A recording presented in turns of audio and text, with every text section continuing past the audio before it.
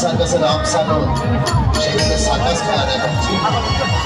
ওকে তো সার্কাস খেলার শিক্ষা দেওয়া হয়েছে, তাই সে সার্কাস খেলা দেখাচ্ছে। বর্তমান জমানায় মানুষ মানুষের কথা শোনে না, মায়ের কথা মেয়ে শোনে না, বাপের কথা ছেলে শোনে না। অপরাধী কথা বলতে পারে না, কিছু বলতে হচ্ছে না, সে নিজের ইচ্ছায় সার্কাস খেলা দেখাচ্ছে। কেননা ওকে বুঝতে শিখেছে আমাকে সার্কাস খেলা দেখাতে হবে। আমার খেলা দেখার জন্য অনেক দূর থেকে দর্শক এসেছে, তাই সে সার্কাস খেলা দেখাচ্ছে।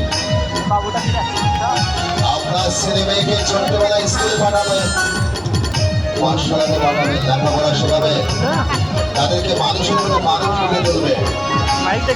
আরেকটি সন্তান নষ্ট হওয়ার মূল কারণ তার অভিভাবক।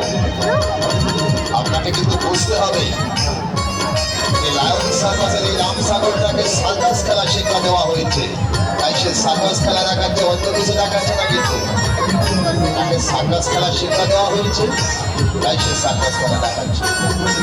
তাহলে আপনার সন্তান কেন মানুষের মতো মানুষ হবে না? আপনার সন্তান কোথায় যাচ্ছেন, কি করছেন, আপনার সন্তানের মধ্যে আপনার লক্ষ্য রাখতে হবে। আপনার সন্তান এদেশের ভবিষ্যৎ, আগামী দিনের ভবিষ্যৎ।